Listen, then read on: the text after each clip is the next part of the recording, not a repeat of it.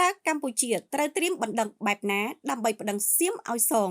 សង្គ្រាមឈ្លានពានរបស់សៀមមកលើបូរណភាពទឹកដីនិងអធិបតេយ្យភាពរបស់កម្ពុជា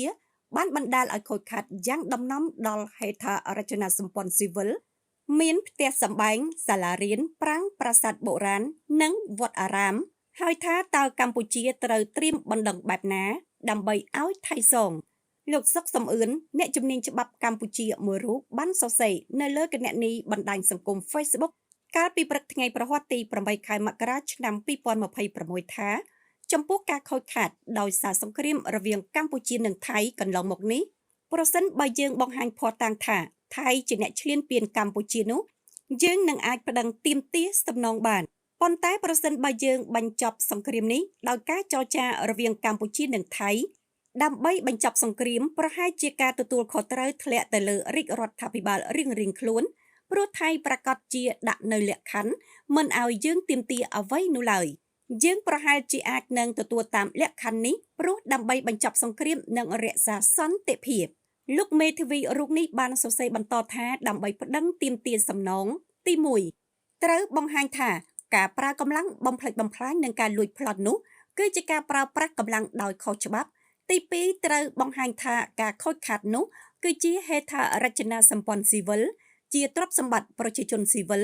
មិនមែនជាទីតាំងរបស់យោធានោះទេដើម្បីបង្ហាញពីធាតុផ្សំទាំងនោះគឺត្រូវការភស្តុតាងឧទាហរណ៍ប្រសិនបើយើងមានផ្ទះនៅភូមិព្រៃច័ន្ទយើងត្រូវមានភស្តុតាងជារូបថតឬវីដេអូបង្ហាញពីវត្តមានផ្ទះនៅទីនោះមានបញ្ជីនៅក្នុងនោះមានសម្ភារៈអ្វីខ្លះ